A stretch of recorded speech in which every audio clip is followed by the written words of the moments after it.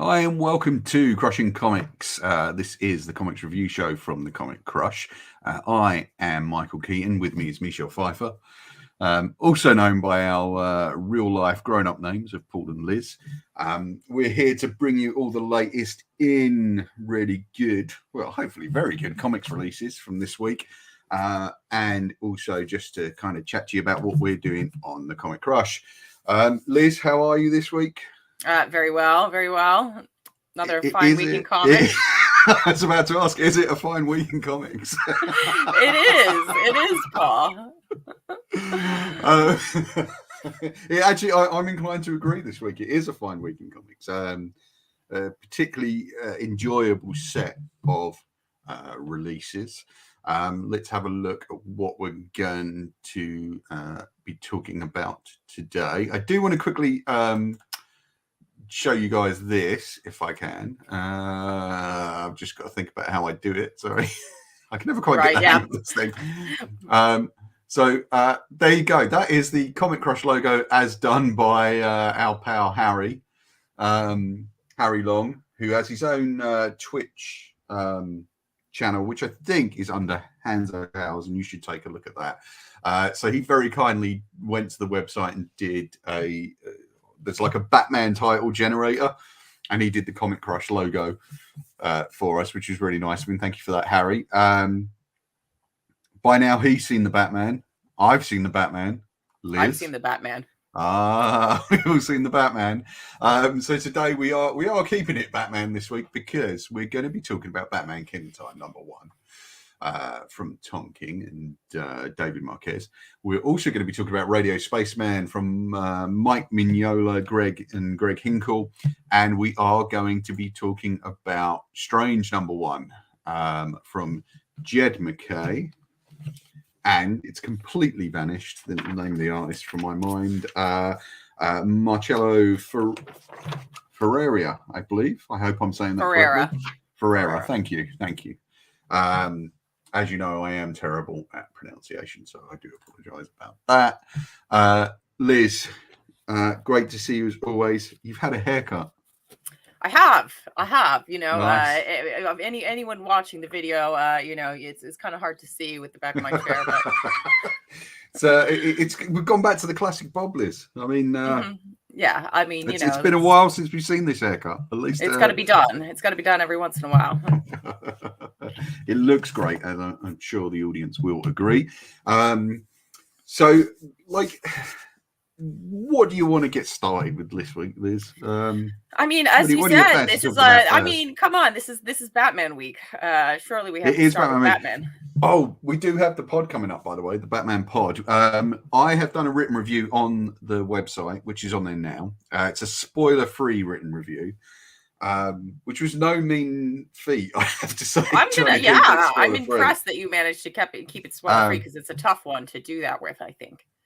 So I want to thank everyone who's kind of tweeted and shared that and liked that, and especially thank you because the only reason I got to see the Batman early was because of our good pal Claire Lim. You should definitely be checking out Claire's Twitch channel where she does loads of pop culture stuff, video games, music. She invited me along to the screening. I am really grateful for that. Thank you very much, Claire. Please do check out her Twitch channel. And also, Claire, because it appears there's nothing that Claire can't do, has also made an album, which you can go and get on Bandcamp, which is under the name of Pay Kim. And I definitely think you guys should check that out and buy it to support Claire. It's a really nice kind of dreamy pop album. I really loved it. Sorry, an EP, not an album. So I'm gonna hopefully drop a link to that in the description down below, and you guys can click on that if you like. But yes, thank you, Claire, for allowing me to see the Batman early. We will be doing the full spoiler podcast on the 12th, I believe. So not this Saturday. Next Saturday, we'll be here doing that. I'm really looking forward to that. I don't know how quite I'm going to corral everyone because there's quite a lot of us on this pod. It's going to be me, you, Nikki hopefully will be making a comeback to the podcasts. I'm really fingers crossed for that. I hope that's going to happen. And possibly one other guest to be disclosed later. Not Keith, sadly. I am still gutted that we couldn't get Keith. But yeah, so we're going to be doing that next Saturday. I don't know what time. How will we fit it in with this show, Liz? Will we do both shows? Will we drop this show? We don't know. I would love to do both shows, ideally. Yeah. Let's try and do that. So what you might be getting next week is a double bill. We are leaving it just a sort of bit longer than everyone else probably is going to, just because we want to avoid, get all those spoilers out of the way and talk about the film as a film and really kind of get into the meat of it. But there will be a lot of us on that pod, and I hope you guys will tune in.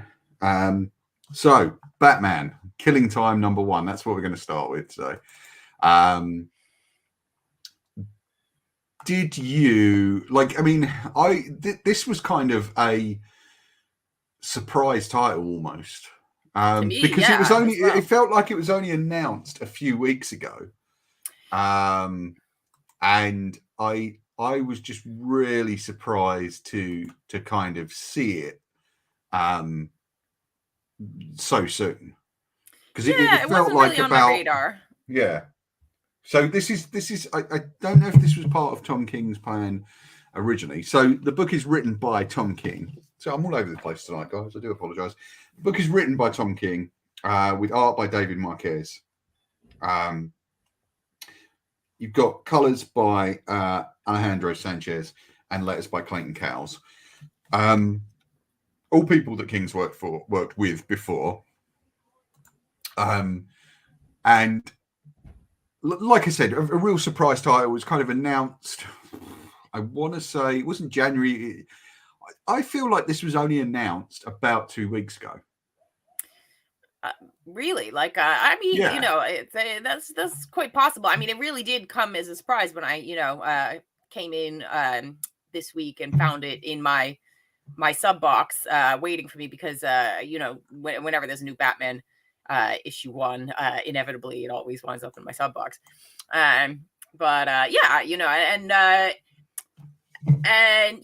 With Tom King, having written Batman now for years, I wasn't sure if it was going to be part of that chronology, but it doesn't seem to be. It seems to exist. Well, I mean, we don't fully know what he had planned, because his run got cut short by about, I think it was 15 issues. Like, I think he got up to something like 85. And the plan was for him to go to 100 and then step off. But because of his writing assignment for the New Gods at the time, which he was doing with Ava DuVernay, in the sort of film world, it got cut short and he left the title. At which point, I think wasn't that the point where Tynion came in? I believe so. Yeah, I think unless there was some little bit in between where somebody else wrote a couple of issues, I can't really recall. But I think that would have been when Tynion took over. So I mean, I've been kind of collecting Bat and Cat, but not reading it just yet. I'm kind of saving it up for the end and then kind of diving into that. But the general feeling is that Batman and Catwoman was supposed to be his kind of end piece. And it does feel like someone remarked on Twitter when this was announced, hey, I love the way he's kind of, it's like, I'm going to get my 100 issues. No matter how I get it, right. I'm going to get my 100 issues. And that is, like, I kind of like that idea. But he would still need to do, by my count, because this is 6 issues, I think he's still got, do a couple of one-shots or something. Right, well, I'm sure he'll have no problem with that, Although maybe he did do the Batman Catwoman special, which I don't know so that it'd probably only have one more to go after this. Then maybe, yeah. I mean, so this and as I said, this seems to kind of exist separately from the things that he's written thus far. However, it could be viewed as a precursor because it's this is set in early years of, of Batman's story. So Much yeah, I like, mean, much like the film. one of the things that I kind of wanted to mention here is that you get, it's pre-Commissioner Gordon, but we've got, I believe Gordon is like Lieutenant Gordon, yeah. or yeah. So it's early in his career, and of course pre-Robin. So there's none of that really. Just to give you guys a quick pitch, I mean, it's 3 villains, 1 Dark Knight, and a deadly heist gone wrong. Catwoman, the Riddler, and the Penguin join forces to pull off the greatest robbery in the history of Gotham City. And their prize, a mysterious, priceless artifact in the secret possession of Bruce Wayne. So like that is basically it. And this is what was interesting to me about this, was that it was very stripped down compared to the style of Tom King's usual stuff, which is quite introspective and quite big in scope. I think he does big emotional scope, but he doesn't necessarily do big, although, I mean, City of Bane and War of Jokes and Riddles were quite huge. Right, sure. But like a lot of his Batman run, as you say, was not, sort of heavy action based, where this is very much so. It's very, even though there aren't a ton of like, sort of fight sequences or anything like that, the action scenes, that do, kind of have fights and violence and stuff like that, are very well told. And yeah, I mean, I was really kind of impressed with that. I mean, we seem to be dealing in the early days of the pop criminals as well. So I mean, one of Gordon's sergeants addresses it as, oh, we've got, one of those cases, one with the weirdos, which I kind of like.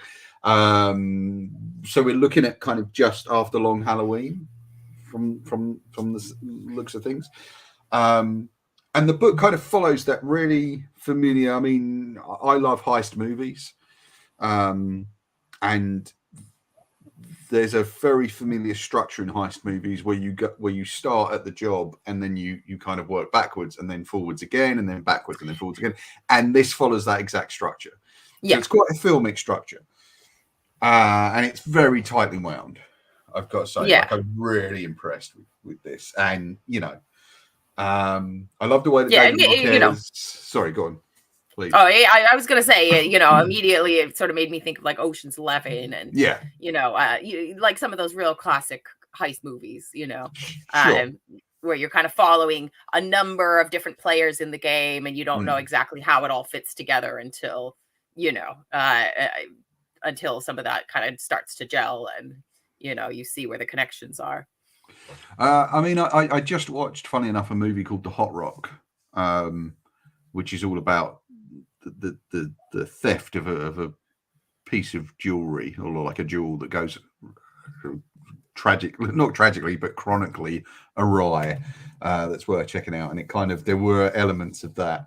I love the way that King and David Marquez portray Croc. He's huge, in this. Like, I can't remember the last time I saw him sort of portrayed at that sort of size. I don't know if you've ever seen any of the early Killer Croc stuff, but I've got like a couple of the early ones, and he's actually a lot slender and a lot slighter. Right. And what I did like is them carrying through this running theme of him constantly being unlucky in love. Like, there's always some woman that he falls for. Really probably doesn't love him, and is just using him, and that's very much the case here.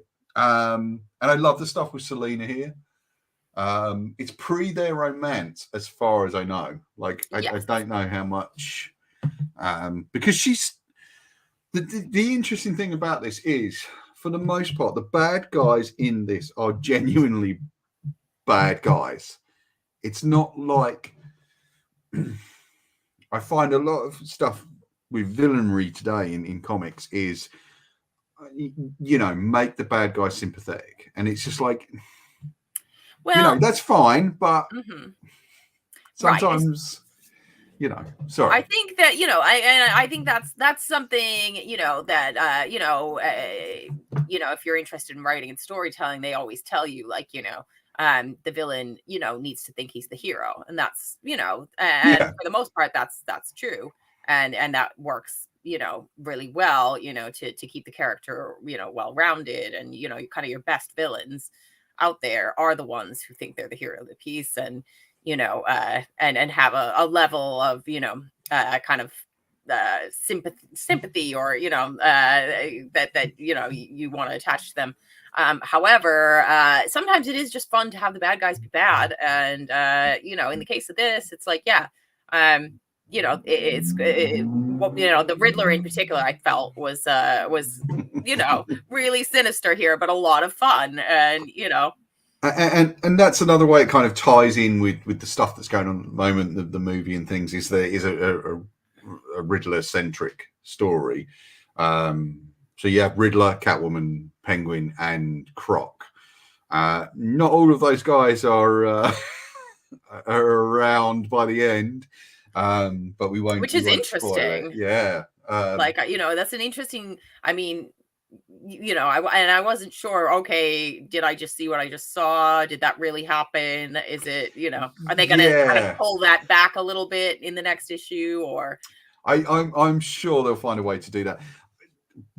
The Riddler in this is very much Tom King's Riddler, so it's very much the sort of slightly better looking, kind of more less nerdy, more kind of suave, Riddler from like War of Jokes. Although by the time you get to War of Jokes and Riddles, he's a little rougher.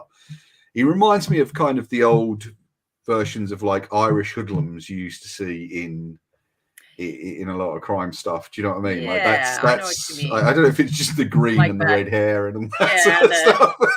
But that sort of charismatic, you know. But I think that's a thing that's been running in Batman a long time, which is this quasi gangs of New York idea, where Gotham was very much always a playground for these kind of very ornate criminals, even back in the days of the early sort of 1900s and things like that. And very much something they played with. There was a Penguin-led series, I guess, called Gotham Underground. I don't know if you ever read that. Like, it was about, I think it was something like 9 issues or 12 issues, and all the covers connected. And I've still got it now, but I've never seen it in trade. Like, I don't know if it just got short shrift. But yeah, it's a heist comic, and it's a really good one. I definitely think it's a much leaner thing than Tom King's written in ages. It's interesting to see him doing a series so short, because it is only 6 issues. He normally does sort of 8 or 12 issues. 12 issues is kind of like, you know, is happy the format that seems to work really well for him these days. Did you hear about Human Target? That it's on a massive hiatus. Yeah, it's weird. Because I couldn't tell at first. I thought that from that,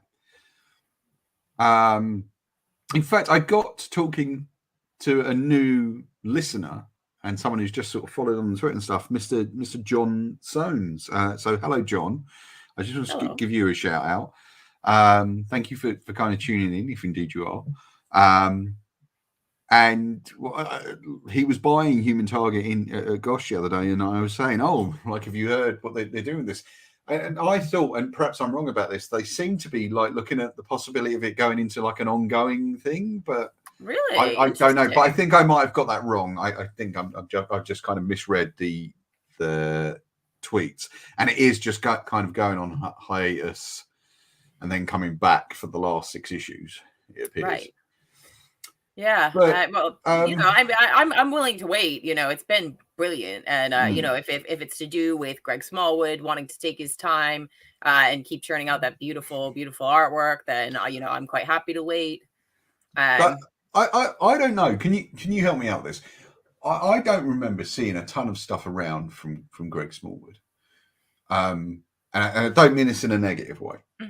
But because he's so good, he's got to be kind of working in film or making his money elsewhere. You know what I mean? Like he's got to be working in some other medium because that guy is too talented to just pop up and do a series of comics. I have no idea. I have no idea what his background is, if he does graphic design or or what else he may do. But I mean, everything he does is just like is just gorgeous. And I would agree that most of the work that I'm familiar with him from over the last couple of years is cover art. He did tons of Punisher covers. He did that Moon Knight series with Jeff Lemire. Yes, of course. He did. I want to say he did one of the like Archie horror books, possibly. Right. Maybe he's just done stuff that I've missed. The Lemire Moon Knight series I've just read recently in sort of my research for Moon Knight. So yeah, I'm really enjoying that. But yeah, amazingly talented artist. David Marquez, who does this, is incredibly talented. The colors are really nice from Sanchez. Like it's just one of those things. I'll say that for Tom King. His books always attract really top tier talent, and they all kind of fire on all pistons. Yeah. I mean, I don't remember there being one issue of his Batman run that was drawn badly. Well, I mean, there wouldn't be. I mean, when you think about the artists who worked on it, as you say, it's all like, like rock star guys, Janin and David Finch was the one who kicked it off, right? I don't know actually. Yeah, I think it was. Yeah. But I mean, all terrific artists working. Have you seen the Supergirl, Woman of Tomorrow? That's gorgeous. Yeah. Like Bill Evely, just like she is a stunning artist. Mm-hmm. I mean, her stuff is fantastic. It reminds me a lot of Kevin O'Neill, but she's a bit cleaner and a bit kind of the lines are a little smoother. But I love her art. Like it's super detailed and this is like probably the first thing I think I've ever that's put her on my radar, I want to say. Yeah, I mean the thing that did it for me was there was a Legends of Tomorrow book that DC did that was sort of an anthology title, and in that there was a Sugar and Spice storyline, and I picked that up in trade largely because of the art, and that was hilarious. I forget who the writer is.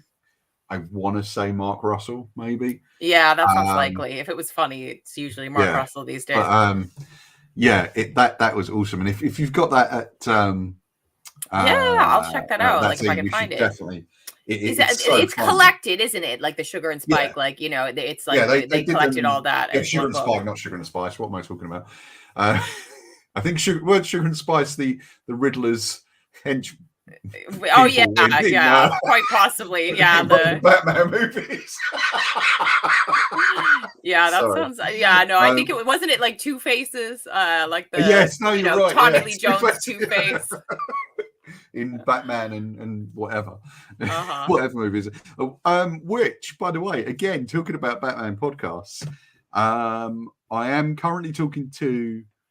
On and off, and I've got a chat kind of booked in with him this week, I hope, with Owen Michael Johnson about doing a Batman Riddler podcast based on that very movie. So, oh wow, that'll be interesting. Here you go. Yeah, there's a couple of little pearls for you there. Sugar and Spice. It's a great book. Sorry, I feel like we've gone on about this book for ages. We have on a tangent. See if you can guess what my pick of the week's going to be. Right. But it's a terrific book out now. It is $5, which is kind of about standard for a sort of top of the line mini these days. And it's only going to be 6 issues, which I love. I picked up 2 covers on this. I was a bad boy. I spent too much money. What's the other cover? I have like the A cover. Oh, so I haven't got it to hand, unfortunately, because I've had a big tidy up of my little working area today. So all the comics that I don't need right next to me have gone away. I should have had the intelligence to keep that one out. speaking of beautiful covers, let's have a look at. So I'm just getting the image ready for you guys. Let's have a look at Strange #1, because it had quite a few really pretty covers. I think you brought up the Art Germ one, didn't you? Yeah. Yes. So that's the one I picked up, the Art Germ cover. Let's give you a better look at that. Now, I really like Art Germ stuff. The original cover, I believe, is by Bjorn Barends, who's an artist I've seen appearing on a lot of covers recently. I sometimes wonder if doing interiors would kind of kill the love we have for a lot of cover artists, because there are some some artists who are just staggeringly good at covers. But then and you do sometimes think, why aren't they doing interiors? Well, I think there is I think it works for some artists to do both. I think it works for some just to stick with one or the other. With Art Germ, I have no idea what an Art Germ, sort of interior would look like. For example, there's artists like Alex Ross, who every once in a blue moon will do the interiors. And to a mixed response. Some people love his interiors, some people think that they're too painterly. Have you seen, I don't know if you've seen any of the previews, I did run it on the site, so I can send you the link. His Fantastic Four book that's coming up, Alex Ross's Fantastic Four book. I have not seen the preview for that, but I'm of the opinion I like Alex Ross interiors, but so for me, I'm sure that'll be a treat. Okay, well, interestingly enough, one of the things, sorry, we will actually get to the book in a minute, guys, but this is our replacement, because we're not around each other all the time yakking about comics, so this is it for us. This is the only chance we get. Well, not really, but So I do want to point out that I do try and avoid Liz as much as possible in my private life, just like... why would I want to put myself through this more than once a week? Yeah, tell that to the multiple missed calls I have on my phone. Paul. Because you weren't okay. This is why Liz has multiple missed calls on her phone today, because she wasn't on time for the pod. What a surprise! Wasn't on time for the pod. Aren't we supposed to be talking about Doctor Strange? Oh well, we were. We will. Don't worry, we'll get to it. I just want to get this out there now. So Alex Ross's Fantastic Four book. Right. Do have a look on the site. The preview is there, but he is going with a slightly more experimental style with this, and it isn't that usual painterly style. It's very different. And really? Wow. Yeah, it's coming out in the summer, I believe, as a one-off graphic novel, which I believe they're doing with a great publisher called Abrams, and they've got this thing called Comic Arts. So Abrams. I mean, we've both seen their books at Orbital. I've got a bunch of reviews for Abrams coming up soon, so do look out for those. But they're a really good publisher, and they've got some fantastically wonderful kind of quite arty books in their line. I would put them on a close par to Taschen, really. I really would. Yeah. And they've got this Fantastic Four book, and it's the first one coming out as part of this deal they've done with Marvel, which is separate from the Spider-Man thing they've just released. They've done a great big gigantic, bigger than omnibus sized release of the first 20 Spider-Man stories from the 60s. And it's gorgeous. Like, they've got the colors perfect. It's been really well done, and I hope that they use the art scans from that as the reprint stuff going forward, because it's absolutely gorgeous. Anyway, moving on to the book. Strange. Right. you know, we'd have got there sooner if Liz had been on time for the pod today. Oh, shut. It's not, If Paul wasn't trying to call me, ringing off the hook. So distracting. To find out where you were. Why? He does this all the time. Oh.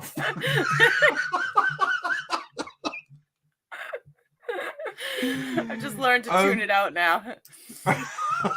Speaking of tuning out, sorry, Liz, I think we're losing you. I don't know what's going on there. Strange number 1. This is following on from the death of Doctor Strange. Give you a quick synopsis. A new Sorcerer Supreme rises. Doctor Strange is dead, and a new Sorcerer Supreme has taken the title, or should we say, Sorceress. Haunted by her recently returned memories, Claire, is it Clea or Clea? Clea. Thank you. Longs to bring Stephen Strange back from the dead, but when a mysterious group attacks the magical realm, Clea must rise to the duties of Sorcerer Supreme. For now, she is the sole protector of Earth against magical threats. Now, I didn't read. We read Death of Doctor Strange for the pod back last year. So in season 1, there is an episode which I will bang a link to, where we talked about Death of Doctor Strange number 1, which we both enjoyed, I think. Yes.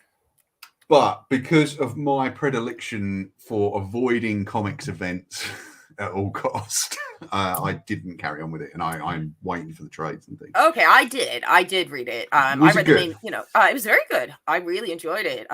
It was a, I love Doctor Strange, but I dip in and out. Right. The last time I think I followed a Doctor Strange book was when it was Loki as the Sorcerer Supreme. Right. Which was the Donny Cates stuff, which I absolutely adored. So it's kind of interesting that I'm kind of picking it back up where once again we have a new Sorcerer Supreme that isn't Stephen Strange.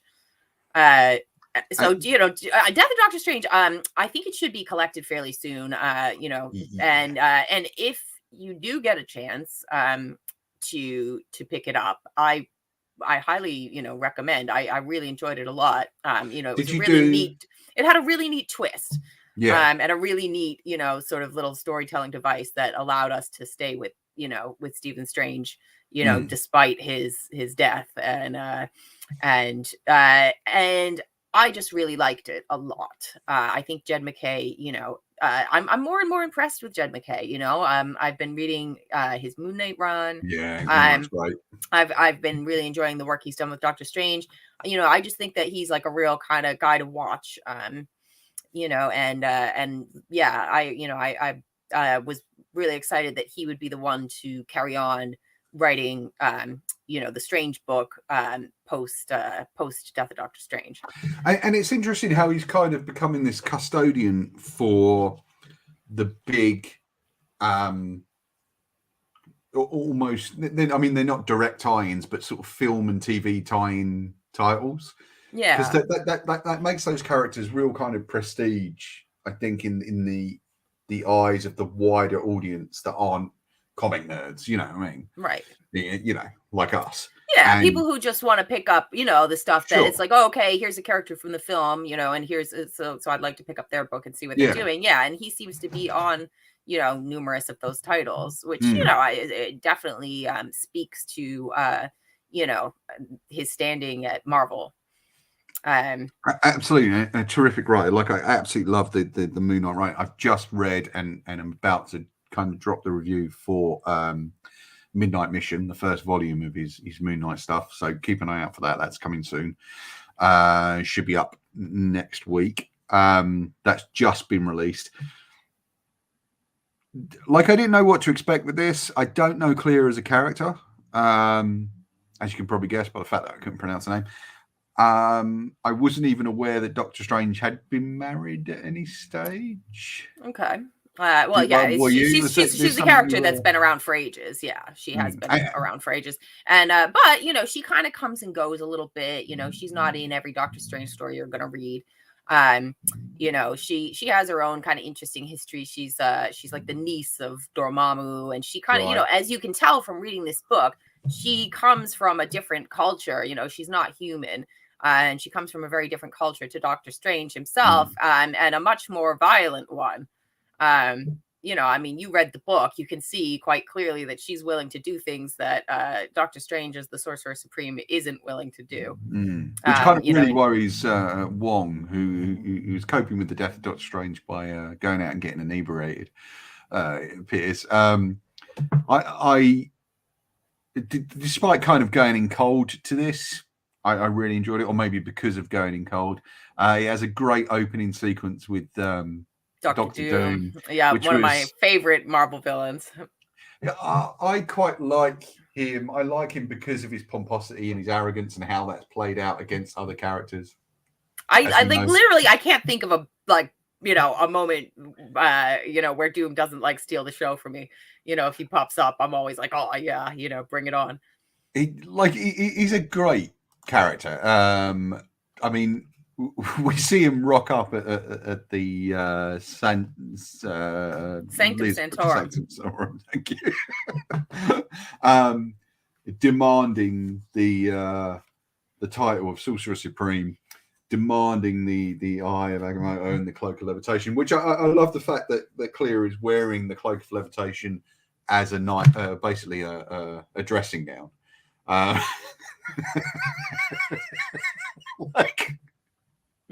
Yeah, what the hell? Having her morning coffee, Yeah, and insisting on Dark Dimension coffee because the coffee on our plane just isn't good enough. I really enjoyed this. There's some nice action stuff in it. We get some nice beats between her and Wong. We get some nice stuff between her and the Beagle, Bats. I quite liked. Yep.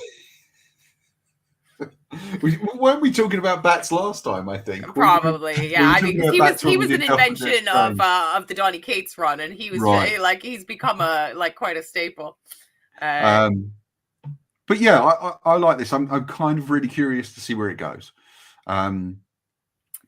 McKay is a writer who really kind of is able to give you his version of Moon Knight. I don't want to say too much because I'm this is stuff I'm writing about in the review right now. Is actually a healthier version as I've seen throughout the runs. And I think he's able to take key things that you normally find in a character and sort of just put them to one side so he can focus on other aspects. And I think he's probably doing that here. Also, it's interesting with Clea because apparently their marriage was not a happy union, and she's kind of trying to bring Stephen back. So I'm interested to see where that goes and whether or not, because she's kind of, you said she's just got memories back, right? I mean, did you catch on to this thing? So she wants him back, but I'm interested to see if he does come back, what that reaction will be. Okay, I don't know about her memories. That because I'm not. Sorry, as I said, I'm not. I think that was actually in the right. I'm not a regular Doctor Strange reader. As I say, I dip in and out. So I'm not 100% on where we left off with Clea, because she hasn't been in any of the stories that I've read recently. However, here, I think he enlists, he kind of enlists her help, during Death of Doctor Strange, and she, kind of is present for, for the events of that, and she obviously still loves him, and what I really liked about this actually is, for any characters, or for any readers rather that are uninitiated with the character of Clea, I really feel like that, it's a really easy entry into her. And part of that is because really what she wants is to bring Stephen Strange back, and that's her mission, right from the beginning. You're not just being kind of tossed in with a new, or not a new, but a character you're unfamiliar with, and and have your beloved Stephen Strange just cast aside, you already feel his presence in the story, very strongly, even though he's not there, through Wong and through Clea and their love for him. And even though there's some really cool action moments in this issue, there's some really cool magic moments in this issue. But at the heart of it, it's about, these two people who are grieving for their, friend and lover respectively, and want to bring him back. And, and of course we're all fans of Stephen Strange, so we want to get him back, so it's very easy to just kind of sink into this issue and say like, okay, all right, I'm along for this ride. I want to see, how they're going to do it, and, what happens along the way. It is an interesting move because they kind of did almost the same thing with Spider-Man. They, just as No Way Home was coming out, they hospitalized Peter Parker in the comics and take him out of the action almost. And here, just as we've got this Doctor Strange movie coming out, there's no Doctor Strange in the comics. It's an interesting move, right? To do that, and I'm quite surprised that they did it. I mean, I'm sure actually by the time the movie rolls around, he'll probably be back in some form, or there'll be a mini. One can hope. One can hope. Yeah, sure. So yeah, I'm curious. So I'm going to keep giving this a go. I think. Overall, I really like it. So Jed McKay does the writing on this. It is Marcello Ferreira doing the art. The inkers on this, there's two inkers, Don Ho and Roberto Poggi. Two colorists as well, Hava Tartaglia and Felipe Sobrero, and Cory Petit does the lettering. All doing a fine job. I'm curious as to know why the sort of extended art support teams, I just wonder if it was a schedule thing, because it's quite a big book. It's sort of bigger than the normal issue. Yeah. You also get introduced to a new villain in this. Well, okay. Actually, sort of, maybe. I know who that. Yeah, I do. So, okay, so I don't want to spoil it for any of the readers, but it's actually the return of a really, a character that I found to be extremely left field. In a Doctor Strange book, I was like, it was a big surprise at the end to see this particular character turn up. Right. So that had me on a hook as well. So if you want to be surprised, right, and even if you are like Paul, unfamiliar with the reveal at the end, I think you'll be, I'm sure they'll do a very good job of explaining who it is that's just shown up and initiating you. Okay. Liz will tell me. Yeah. Liz will tell me off air next week, because that'll be the next time that I talk to her, because we definitely won't be talking in between this show and the next one, because as I pointed out earlier, I do like to keep it to just once a week. Right. Before we move to the final book. Before we move to the final book this evening, I do just want to say a quick hello, because I remember like talking about a week or two ago about the fact that we were quite close to 100 subscribers, and partly because of Claire kind of dropping us into her Twitch stream just the other week, we kind of went past 100 subscribers. So we're now at 105, which is it's a small milestone, but an important one. And I just want to thank everyone who's kind of subscribed. I do want to say a quick hello, apart from Mr. John Soanes, to a couple of these new subscribers. So hello to Binge 10101. Hello to Bintac. Hello again to Varsas, who we did kind of talk about and talk to in the comments for the Iron Fist episode a couple of weeks back. Hello to Tacoma Comics, to Bunk Pickett, and Jodie Weitzman, Gary Usher, and Marcus Patton draws. Sorry, I've been a bit kind of slow on the kind of saying hello to new subscribers, but I do just want to say hi to you guys. Thank you so much for subscribing, and we really appreciate you having it here. Please do drop us a comment to tell us what you're reading this week or any week. If you're just reading you've plucked some old graphic novel or single issue or mini series out of the boxes at home. Do let us know. Come talk to us about comics. We love hearing what other people are reading at the moment. We do. Yeah, and we are now at 105 subscribers. I'm really kind of grateful for that. Thank you so much, guys. Like I said, it is lovely to have you all on board.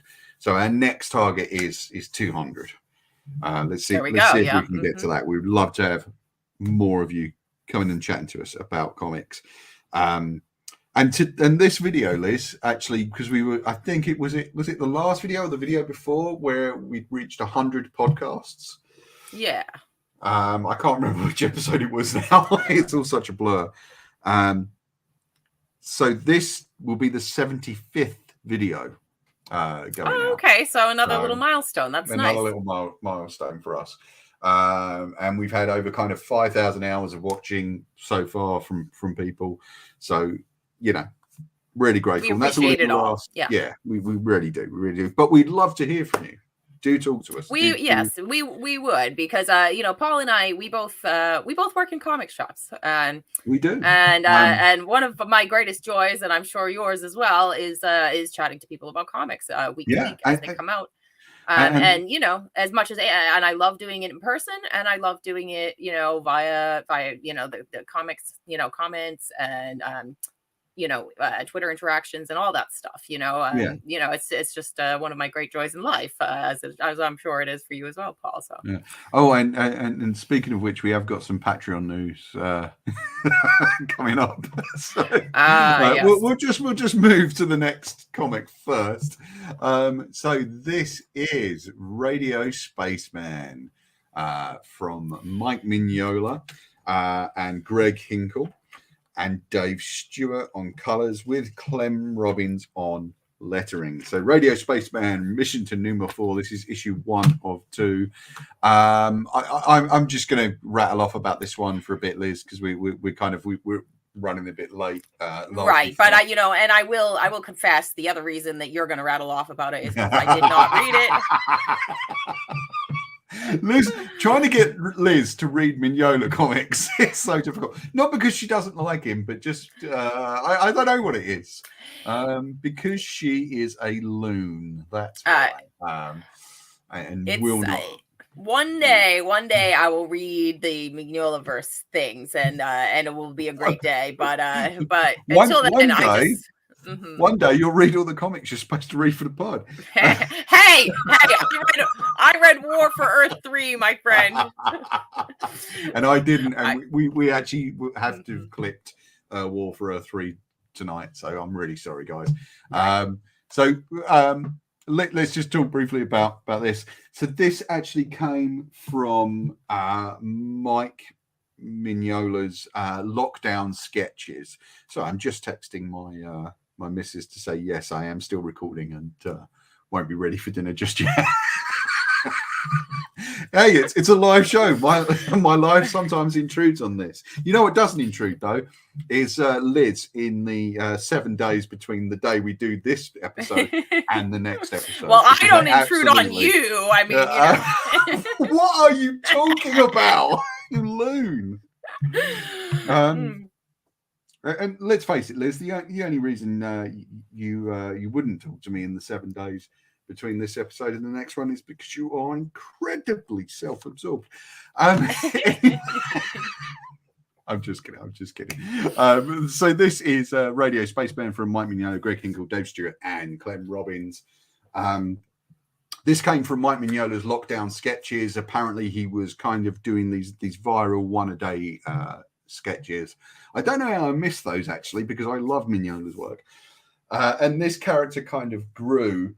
So he's a sort of radio-controlled I don't even know if it's like a sort of mechanical zombie.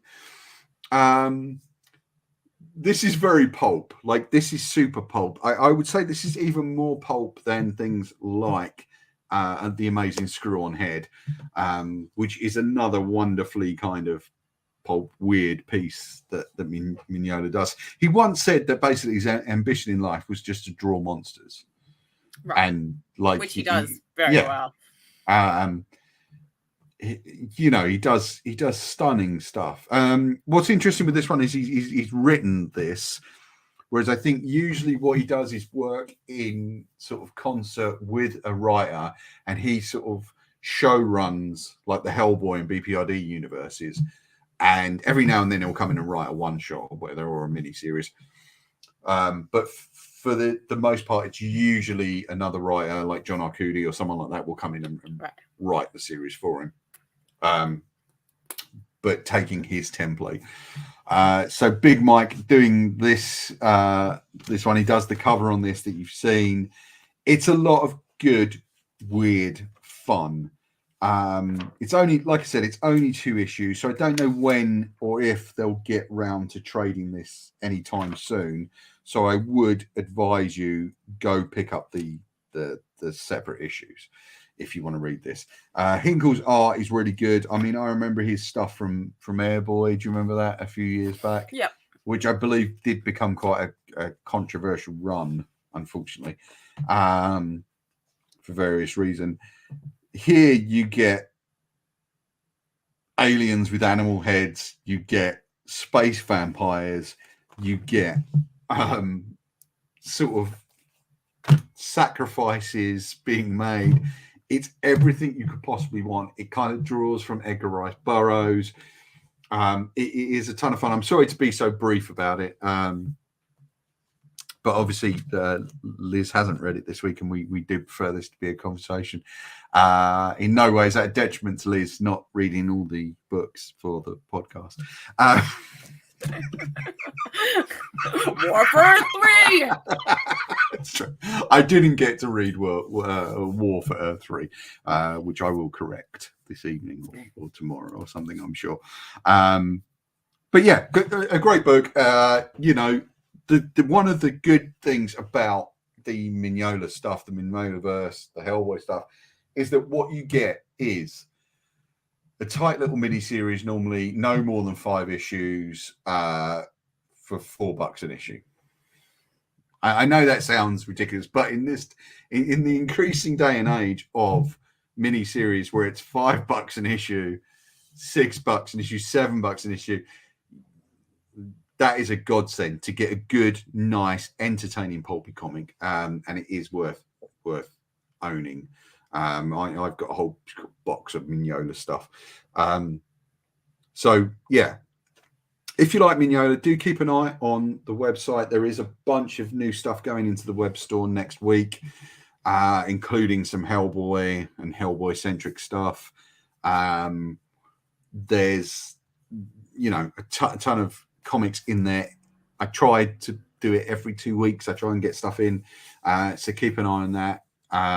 All our prices include postage in the UK. Unfortunately, we don't ship internationally just because of the crazy costs at the moment of shipping internationally and all the problems that are inherent in that. So do check that out. Liz, before we go, we've got 7 minutes left, so we've got to talk about the Patreon, because we want to do our first bit of major Patreon content in the next week or two of the year. And we agreed between us that what we would do is watch one of the previous Spider-Man movies outside of the sort of standard MCU, so not the Tom Holland movie. So we were going to watch either a Sam Raimi Spider-Man movie or Mark Webb. a Mark Webb Spider-Man movie. So we put it to a vote for the patrons. We asked them, which do you want us to see, Raimi or Webb? They picked Raimi. Then there was another vote a couple of days later. Which movie do they want us to watch? Now, I am actually kind of disappointed in the choice, because I hoped I didn't really want to watch Spider-Man 1 again. I've got to be honest. I will watch it, Right. And I rewatched all of the Spider-Man movies. In fact, leading up to No Way Home, Right. I did a massive rewatch of all of them. So for that bit, you've done the homework, yeah? Yeah, but I'll do it again. I mean, I'm not hard pressed to watch Spider-Man movies. However, I must say, I was really hoping that it would be Spider-Man 3. I was really hoping. I would then get to see Liz suffer through the worst moment in emo since Panic at the Disco. Paul. I mean, you say suffer, I say quality enjoyment. I say bullshit. There is no way watching little Tobey Maguire with his hair flopping down, the eye makeup, dancing. Isn't he jazz tapping his way through that scene? Yes. It's one of the worst things ever committed to film. It's not, because it doesn't tonally match everything else in that terrible movie. Paul, I mean, yes, this is obviously quite a missed opportunity for us to discuss one of the most memorable moments in Spider-Man film history. So Liz, what movie are we going to be watching? We will be discussing Spider-Man 2, which is a film that I will enjoy rewatching, and you may even enjoy rewatching. Okay, of the Spider-Man movies, I actually quite like that one. It's very good. Yeah, the earlier Spider-Man movies. I actually quite like that one. So we're going to talk about that and go back and review it as if it was one of our old frame by frame. Yes, but our pal Paul Taylor is as disappointed as I am. He was ready to riot. Commiserate, Paul. He was ready to, and it's been a really kind of stressful week this week for me, and I was really hoping to get something I could just rip into. Some people like a punching bag. I like a terrible movie. I watch a ton of things that star Jason Statham. Not a lot of those are good. I draw the line at Fast and the Furious movies just because no one needs to put themselves through that. But I was really hoping for something so meatily crap that I could just dive in and, really rip it to pieces. But instead, we have to talk about a good movie. I know. You guys have let me down here. You really freaking let me down. And the voting is closed. It's too late now. Don't bother. But we're going to do this again. You never know, Paul. Maybe one day we'll get to have that. So I don't know when we're going to get to do that because we can't do next week. However, I think looking at the handy calendar here, that the 19th might be our day list. So keep that one clear. Okay. You'll know that because that is 7 days after the 12th when we do our Batman pod. So that would have been 7 days since we last spoke by the time we get to there, because we won't be talking again in the 7 days between. You're right. I'll be dodging your calls, Yeah. Well, Liz, I mean, yeah, okay, that's fine. We'll you want to play that way, we'll play that way, because the chance of you finding time to speak to anyone but yourself would be quite difficult, wouldn't it? But yeah, that one is going to be patrons only. Mm-hmm. At least we're gonna. I think the structure we're talking about now is releasing content for the patrons, and then eventually we may posting it to the site. So what I might start doing is looking at at posting some of the content that we've made, especially for patrons, for you guys, so you can see what you're missing. We're slightly more unbridled in those. We're not as contained. But yeah, we would like, obviously, I would love more patrons because that helps keep the site going. It costs a good few grand a year to do this, believe it or not. Yeah, I know it kind of seems radically unprofessional and sort of thrown together, but it does cost a fair chunk of change to do this. And it is kind of the thing we'd like to do full time, I think. So you know, do help us out if you can, but only if you can afford to. I tell you what, I would love people to actually give to in the next couple of weeks, though, is obviously the terrible situation going on in Ukraine. I just found out about this thing where you can basically book an Airbnb spot for a night or two quite cheaply in someone's place in Ukraine. But you don't go. Obviously, you don't go there and do it. But you just do it so that person gets that money, which is a great way to give to that. And sorry, I don't really want to go into politics, but it is a terrible situation. I really do sympathise with what's going on, and of course, feel, as I'm sure a lot of us do, massively kind of powerless to do anything about it. But you can give money and support that way, or contact your MP about doing support. It's a horrible freaking situation. And again, sorry, we don't normally do politics and stuff in the show unless it's within the context of comics, but I feel it's such a major situation that it does deserve a mention. And thank you if you haven't switched off at this point. Thank you for listening to it. Anyway, I'm gonna bid all of you farewell. We'll see you next week for a double bill of this show and our first movie show of the 2022. year. Yeah, I believe so. That's true. Also, I do have to kind of say, From Panels to Pictures is no more. That is gone.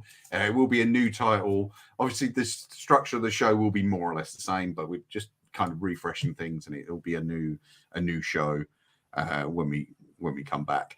And as that show develops over the next sort of year or two, there'll be some other things, other movie-centric stuff coming. That's all kind of planned out, and hopefully we'll be back. I'm never on schedule for anything, so as much as I say, this will be there, this will be there, we'll see. But yeah, loads of good stuff coming. I hope you guys will stick with us. Thank you very much to everyone who's subscribed recently. Tell your pals, if you like the show, to come and join us. We would love to see more of you here every week, and we hope you've enjoyed it. Liz, thank you so much for your time this week. You've been wonderful as always. Of course. I don't mean any of it. It's been a thin slice of cheesecake, Liz. Seeing it. Yes, of course. Liz passed up a visit to the Cheesecake Factory to do this week. I did. That's I don't know. So I'm worth it? I don't know. I'm going to eat 4 or 5 slices of cheesecake after this in her honor, just to show how much I appreciate that sacrifice. You can pick up any of the comics that we have been talking about at your local comic shop. I pick up mine at That's Entertainment in Worcester, Massachusetts. Paul picks up his at Gosh Comics in Central London. I do indeed. Two radically different spots on the map, but yeah, come visit if you're in Central London. Or indeed Worcester, Massachusetts. You can come visit either of us. Liz will, of course, really appreciate your visit, because there definitely won't be anyone speaking to her for the next 7 days apart from at work. No one will be calling or messaging. She'll be all alone, etc. A single tear rolls down my cheek. Every time I dodge your call.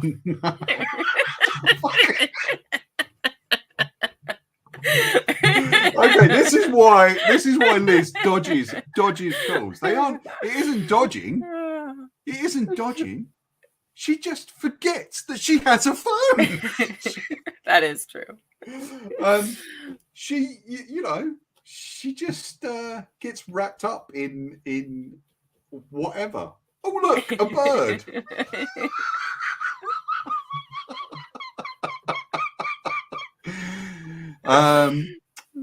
Yeah, so it's not really dodging calls. She just doesn't give a monkeys.